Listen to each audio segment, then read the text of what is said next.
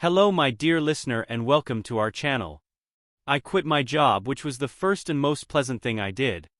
There is always a silver lining in every dark cloud that tries to fog you. My bosses and coworkers were shocked. I gave no reason. Pity doesn't appeal to me. When I departed, I left them with the impression that I was chasing my dreams. There were meetings where they offered to raise my pay, and they demanded to know who had lured me away. I just smiled and signed a non-compete contract for a tidy sum. It's strange when you see your true dollar value on paper. It's way too large and at the same time way too small. Some things were easier for me than they would be for most in my situation. I had no close family, which was a blessing. My friends were more like acquaintances. I would meet them for cards or movies but never really shared any intense bonding moments. They could call me to jump their car or collect the mail when they went on vacation. They knew better than to expect a shoulder to cry on when real problems occurred. I didn't share mine, so I expected not to share theirs. Needless to say, no one was particularly upset when I picked up and moved 3 states away. I bought an old house, one of those money pits in need of a ton of work. I had often spent Sunday mornings watching home repair and remodeling shows.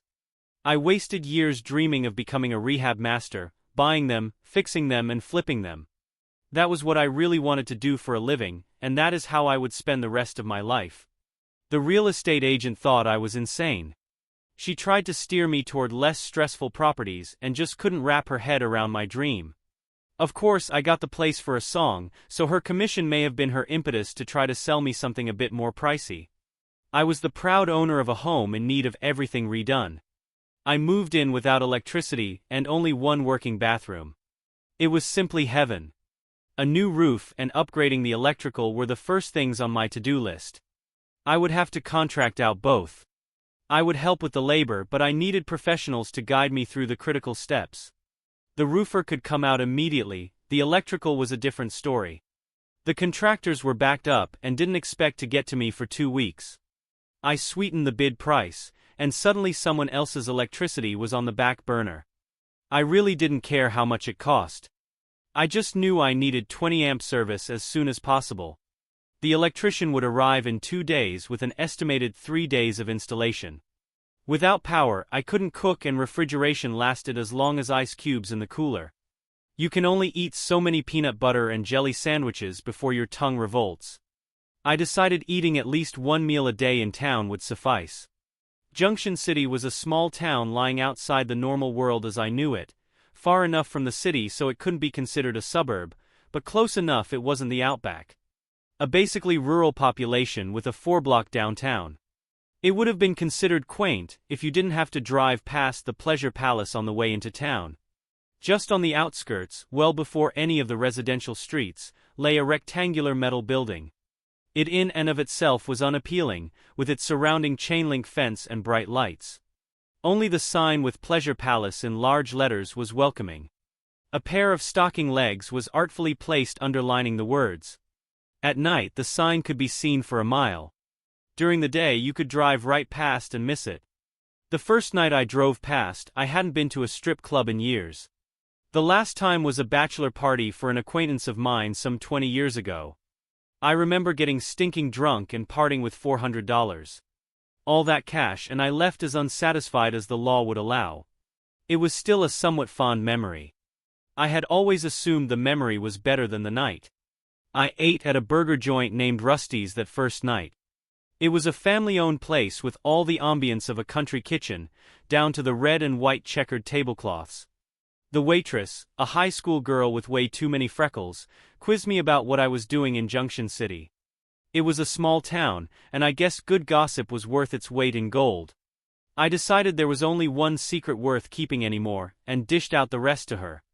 It got me a free slice of apple pie for dessert, a welcome to the town slice.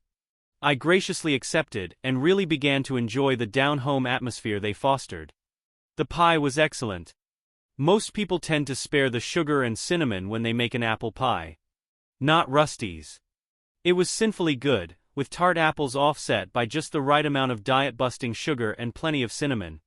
Sleep was comfortable since the weather had held. I knew I couldn't be lucky for long and hoped nature would cooperate until the power was restored. I already had a new furnace in the basement waiting patiently for energy and duct work. I spent the next day cutting holes in the first floor and installing the necessary duct work. I would have to put another unit in the attic for the second floor, but I would deal with that as soon as the power was on. It was an old house that seemed to resent modern conveniences. I would merge it with the future as best I could. I was exhausted by 3 o'clock. It had been a while since I had done much physical labor. Working with your hands above your head is pretty exhausting when you're not used to it. I showered and decided to have an early dinner. When I entered Rusty's, I was greeted by name. I had the same waitress, the same meal, and this time I paid for my slice of pie. I received a strong helping of knowledge about the upcoming harvest festival. Since I was now a regular, I guess the waitress thought it was necessary to keep me informed. I smiled and read her name tag, Diana. I tried to set that to memory. I liked the food and intended to return. Remembering names seemed to be a pastime in town, so I felt I needed to participate. On the way back, while driving into the blazing sun, I didn't pass up the Pleasure Palace. It was early and I wasn't tired. Without power, there was little to keep me entertained at home. I figured a few hours at a strip club would be less boring. I don't know what I expected, but the reality was quite different. I entered from the bright sunny day into an almost pitch-black dungeon. I removed my glasses, thinking my lenses had darkened during the walk from the car. Sadly, the view was no better. A flash from behind me ruined my slowly adjusting eyes. "Hello," came a pleasant voice from an equally pleasant woman who had just entered behind me. I wondered if she was a dancer at first, but her bearing indicated more authority. The door quickly closed and I was blind again. From what I could tell, her name was Maddie. It was illuminated on her black shorts and white letters. The black lights that made it so hard to see gave me a beacon to follow. It was fascinating watching the MNY changing elevations as she headed to the only brightly lit space in the building. I almost looked away shyly but caught myself. "You're in a strip club, you idiot. You're supposed to look." I enjoyed the view as it pulled ahead smartly. She obviously had better eyes than mine. I was just beginning to make out the bottles on glowing shelves as I ran into a dark cloth chair. I scooted around it and continued to the brightest location in the long room, the bar. As I neared, my vision improved dramatically. I looked around and saw a mostly empty place. There were chairs for about 50 people surrounding a long stage stretching to the center of the room. There was another set of empty chairs on the other side of the aisle that ran around the stage chairs but up against the wall. I knew it was early, but I wasn't expecting to be the only guy in the place. Center stage was never a place for me. I thought about skipping the whole thing and leaving before I got uncomfortable but tossed those thoughts aside. I figured I knew how to drink without making a total fool of myself. I grabbed a stool at the bar and was pleasantly surprised to see Maddie behind it. "Can I get you a drink?" she asked as she slid right up. There was no one else to serve. Her blonde hair was pulled back and tied with something invisible. She had a cute face and a fuller figure than you would expect to see dancing on a pole. Little did she know I would have tipped well to see her dance. She had a flow about her that just exuded sexiness. I looked at the wall of bottles, trying to decide what to drink. I fell back on something I drank years ago and said, "I think I'll just have a rum and coke." I knew I had a tendency to look away when I was uncomfortable, so I chastised myself. At the end of the bar was an extremely good-looking tall blonde with a perfect figure, encased in a bikini that wouldn't be suitable for most beaches. I didn't like her immediately and tried not to attract her attention. Women like her belonged on a shelf encased in plastic. I rarely found them warm, even when they gave me the time of day. Just eye candy as far as I was concerned. She was taller than I was anyway. Luckily, Miss Perfect was flirting with what looked like the manager of the establishment. Maddie returned with my rum and coke and grabbed the $20 I left on the bar. "That will be $7, she said, making eye contact during the exchange. I barely remembered that I meant to do that too. She returned with the change and I made an effort to say thank you to establish contact. She returned my smile and went back to the corner with Miss Perfect. I realized I was interrupting dinner as I saw the styrofoam containers open and forks going to work. I wheeled my comfy bar stool around to look down the long stage. Little had changed, the place was still quiet, but I could now see I wasn't the only customer. A couple of men were seated in the comfortable velvet chairs, sipping drinks. There were a couple of flat-panel TVs at awkward angles, displaying what looked like a little league game. With summer nearing its end, I suspected it was some sort of regional or national championship. I wasn't sure if watching that was worth the $7 I'd just spent on the drink. If Miss Perfect was the only dancer here, I might have more fun trying to pole dance myself. A DJ hidden somewhere announced that the beautiful Rebecca would be on stage. Miss Perfect dropped her fork, closed her styrofoam dinner container, and walked casually to the stage. She wasn't my type, but she was well built. I rotated my bar seat and watched her. The girl could move as well as she looked. She had perfect silicone breasts that defied gravity, and her hips undulated in a very seductive manner. If I were still a teenager, I would have been thrilled to see her. At my age, she remained like candy, very nice to look at but definitely someone to be kept at arm's length. The other two patrons had other ideas. They both moved to the stage seats and began tipping dollar bills. I wondered briefly if her breasts were as hard to the touch as they looked. I decided it wasn't worth the dollar to find out. I was content with the free view. I turned back to the bar and raised my empty glass to Maddie. She smiled and started making me a fresh drink. The bar had a mirror behind the bottles that allowed me to watch the stage without turning around. Miss Perfect was playing with her fork, trying to coax more dollars out of her admirers. It seemed to be working. "Are you having fun?" Maddie asked as she placed the fresh drink in front of me, collecting the empty one and taking $7 from what I had left on the bar. "Well, I'm not bored," I admitted. I wasn't thrilled with my decision to stop in, but I wasn't ready to leave just yet. "Is it always this quiet?" "We pick up when the sun goes down," Maddie replied. She didn't immediately return to the corner of the bar, so I assumed she was willing to talk. "Are there other girls dancing today, or do I have to wait for the vampires?" I said humorously. "I don't think she cared for the humor," Maddie responded. "Most of the guys like Rebecca," she added, pointing to the stage with the bar rag in her hand. I let my eyes follow the rag back to the stage. Rebecca was pulling her bikini bottoms to the side, trying to urge more dollars her way. I looked back with a sardonic grin. "I know I don't look like a guy who should be picky, but she's a bit too Barbie for me," I said. Maddie laughed.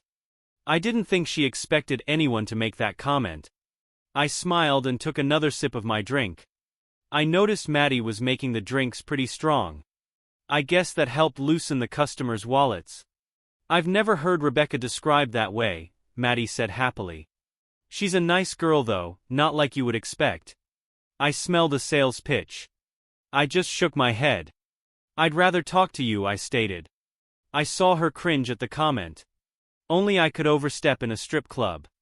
"I don't dance and my clothes stay on when you tip," Maddie informed me very clearly. I was a little surprised by the I sensed at the end of her statement. I raised my hand in surrender. I meant nothing by it. "I should have kept my mouth shut," I said. I swung my chair around and looked blankly at the stage. I figured I would finish my drink and get out of there. It was a stupid idea in the first place. This is a perfect example of why I have acquaintances instead of friends. My mouth always moves faster than my brain, and people always misinterpret my comments. It took me about half a minute to down the rest of my drink. I was thankful it wouldn't be a long ride home. I decided I had outgrown strip clubs. I placed my glass on the bar and left the $6 as a tip, my way of apologizing for the unintended slight. Life was too short to let a situation grow bigger than needed. I almost made it to the door when a large man, linebacker large, stepped out from behind a dark counter. I guessed he doubled as the DJ and bouncer. At first I thought he was just leaving his booth, but he blocked my way out. "Excuse me," I said politely, making a move to pass him. He grabbed my arm, not strongly like he obviously could, but carefully just to stop me. "Maddie wants to have a word with you," he said, nodding toward the bar. I looked back at the bar and Maddie was waving for me to come back. I looked back at the mountain before me. "Look, I'm just trying to leave." I left a good tip. "She'll just have to accept that as my apology," I said, hoping this wasn't going to get blown out of proportion. I was surprised when he let go of my arm. Okay, but I think she wants to apologize to you, he said, stepping aside to let me pass. I looked back at the bar and Maddie waved me in again. I thought now I had to go back. I took a deep breath and walked back to the bar. I think I misunderstood you, Maddie said, apologizing. I was wrong and I'd like to buy you a drink. I certainly don't want you to leave angry with us. She gave me a forced smile, clearly uncomfortable with the apology. The $6 was still on the bar and a fresh drink was waiting. I considered just accepting her apology and leaving. There was nothing here that really appealed to me anymore. Maddie wasn't even appealing now. The math was easier when I added in the dark house I would return to. Okay, I guess we did get off on the wrong foot, I said with a smile as I sat back down. I do appreciate the drink. It's a nice gesture. Maddie's smile became genuine. She nodded and headed back to the end of the bar. Business was business and I'm sure they had me sized up for more than $20. Miss Perfect finished her set and collected the money from the stage. I watched in the mirror as she reassembled her clothing and carefully walked off the stage in her heels. She was making a beeline for me and I'd really prefer she didn't. I saw Maddie wave her off out of the corner of my eye. Rebecca caught the signal and changed direction. I guessed Maddie and I now understood each other. I was feeling no pain when the DJ announced a new dancer, Lucia. I swiveled in my chair a little too far and looked toward the stage. An olive-skinned woman with rich black hair cascading down her back climbed the stairs. She was dressed in flowing translucent silks in various shades of pink. Fleetwood Mac's Gypsy began to play over the sound system. Lucia began twirling, letting the silk spread out in a Stevie Nicks impression. Her face was more mature than Miss Perfect's and her curves were more womanly, at least what I could see as the silk and wings flew about. She's not a Barbie doll, Maddie said from behind me. I looked back and Maddie pushed my $6 toward me, gesturing to the stage. I smiled and pushed the money back at her. Can't spend it in a grave, I thought. I winked at Maddie and moved to a seat by the stage. Lucia had already lost some of her silken coverings. As she moved toward me, she gave me a little private show. My eyes were level with her feet, and I noticed a small patch of four-leaf clovers tattooed on her right ankle. When I looked up into her eyes, I didn't see any hint of Irish. I guess she was Hispanic.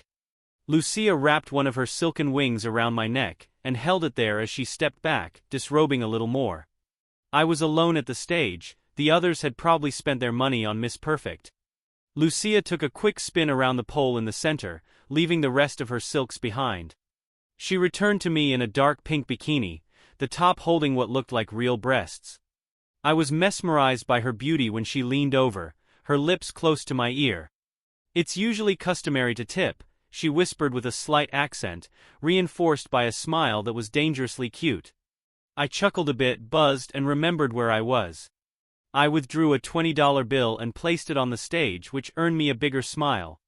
She lay on her side, facing me, and took my hand. She caressed herself, guiding my hand up her thigh, along her hip, up her stomach, and finally to her breast. It felt real, not a hard silicone imitation. "Untie me," Lucia whispered and released my hand. I pulled the strings of the two bow knots that held her top on. She rolled her body and teased me, and I enjoyed the private show, smiling as I watched her midriff undulate to the music. This woman had muscles that motivated her curves. Some men sat down on the other side of the stage, and I saw Lucia's eyes glance in their direction. I knew where I was, but a twinge of unfounded jealousy crept into my consciousness. I wanted Lucia to myself, but my illusion of being special was fading. Her eyes returned to mine and she dropped her arm, taking my hands in hers and running them up her sides, almost tickling them. She caressed on cue, which excited me even though I knew it was all an illusion.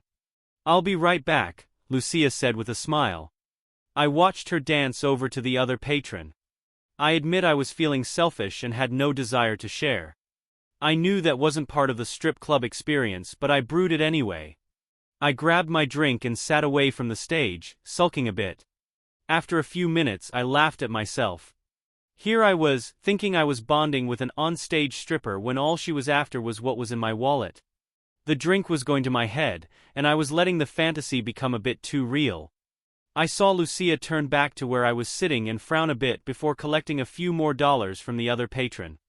At least my $20 held some sway over her thoughts. She really was a fine-looking woman. I loved how she moved her curvy hips and how her calf muscles worked to keep her confident on her heels. As Lucia's set ended and she walked off the stage toward where I suspected the DJ booth was, I began to consider leaving again. I had no idea what I expected coming here, but I wasn't as happy as I thought I should be. It all seemed a bit superficial, and I had only experienced a brief moment of titillation. I felt more relaxed at Rusty's and the conversation was better. I had just emptied my drink when Lucia walked up. She was wearing the same pink bikini top, but had a silky sarong wrapped around her waist. She sat in the chair next to mine and gently placed her hand on my thigh, lightly stroking it. "You left," Lucia remarked, pouting slightly. I decided to be honest. There was no reason to pretend to be someone else here. "I'm selfish that way."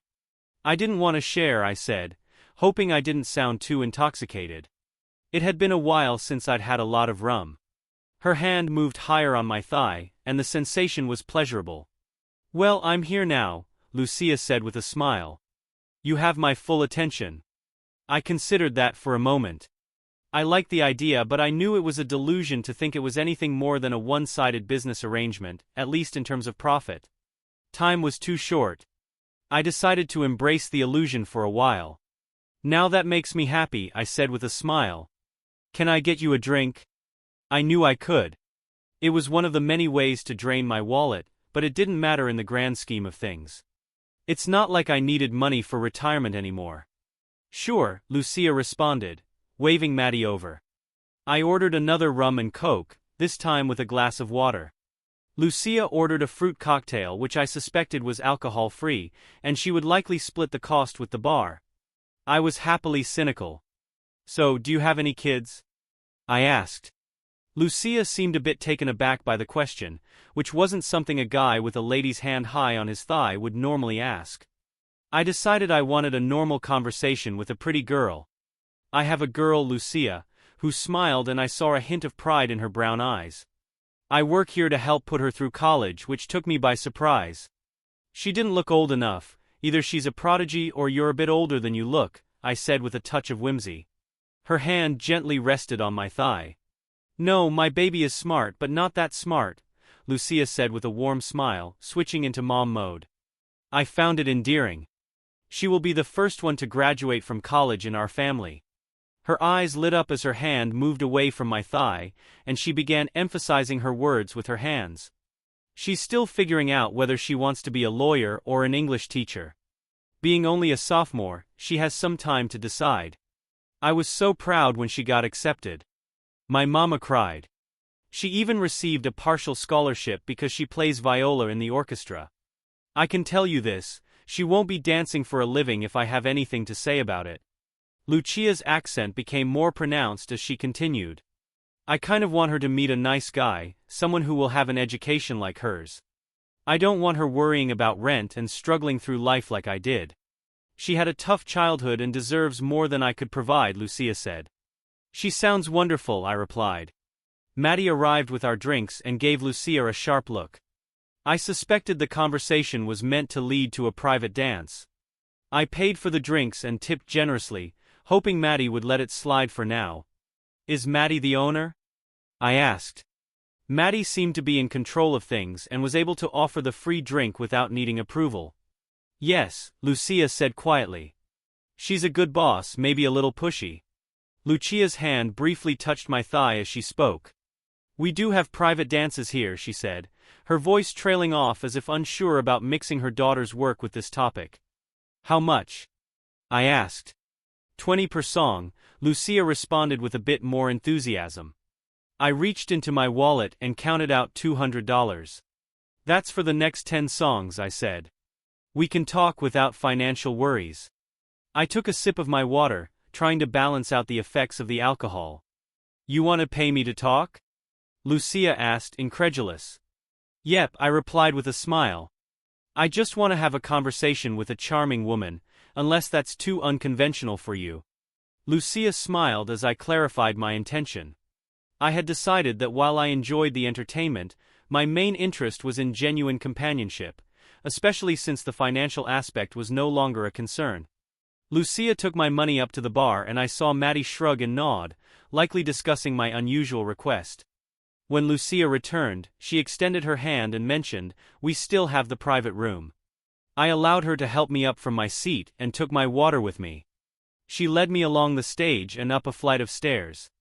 At the end of the hall, she pushed aside a curtain to reveal a room with only a small table and a bed. "Please, make yourself comfortable," Lucia said as she placed my drink on the table. I lay on my back with a small throw pillow under my head while Lucia settled next to me on her side. Her hand rested gently on my chest. "So, what would you like to talk about?" Lucia asked. Strangely, I found myself more interested in listening than talking. "You were telling me about your daughter," I prompted, hoping to continue the conversation. "I can't believe you're old enough to have a daughter in college," I said. "I had her when I was 17, Lucia replied calmly. "It was an accident.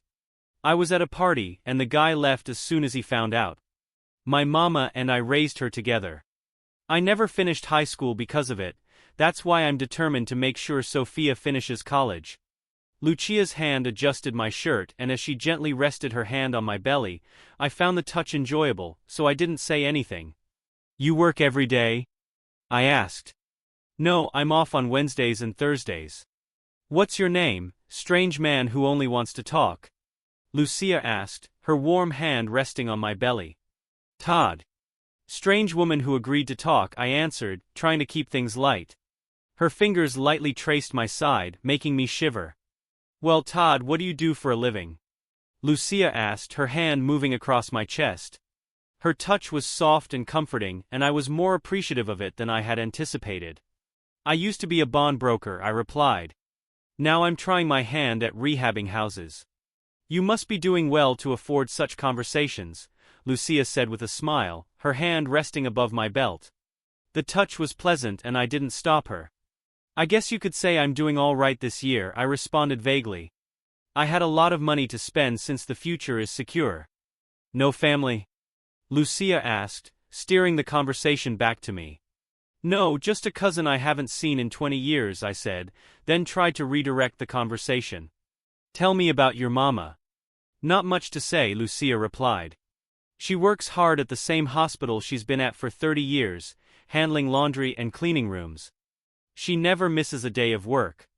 "That's my mama." I love the way she said mama with a hint of her Hispanic accent. "So, what are your plans once your daughter graduates?" I asked. Lucia's fingers brushed just under the waistband of my pants, causing me to take a breath. She smiled at my reaction. "I haven't thought that far ahead. I've just had that one goal since she was born." Lucia removed the top strings of her bikini and smiled. "I know you appreciate this. Feel free to enjoy it while we talk." I reached over and caressed her. "I'll need to work here for a few more years to pay off Maddie," Lucia said. "After that, I might consider waitressing or something." "You owe Maddie money?" I asked, surprised. My attention was on her and it felt good. "She loaned me tuition money for Sophia," Lucia admitted. "She doesn't charge me interest, but I promise to work here until it's paid off." Lucia's hand moved deeper, sending pleasant sensations. "I figure I'll be here another 4 or 5 years unless more customers prefer talking," she said with a laugh. "You seem to like being touched," Lucia observed as she helped me remove my shirt. I didn't resist, feeling the effects of the rum. Lucia removed the bottom strings of her top and tossed it aside, then lay on top of me, her eyes close to mine. "Why did you decide to quit being a broker?" Lucia asked. Her proximity and attention felt comforting after a long time without such affection. "I've always dreamed of rehabbing old houses," I replied, looking between her eyes and her cleavage. "I figured it was now or never." Lucia's leg brushed between mine, creating a pleasing friction. Her lips lightly grazed my ear, and I could hear her breathing softly. I sensed an impending reaction, and struggled with the intensity of the sensations. "Lucia, I'm getting too excited," I stammered. "You need to stop."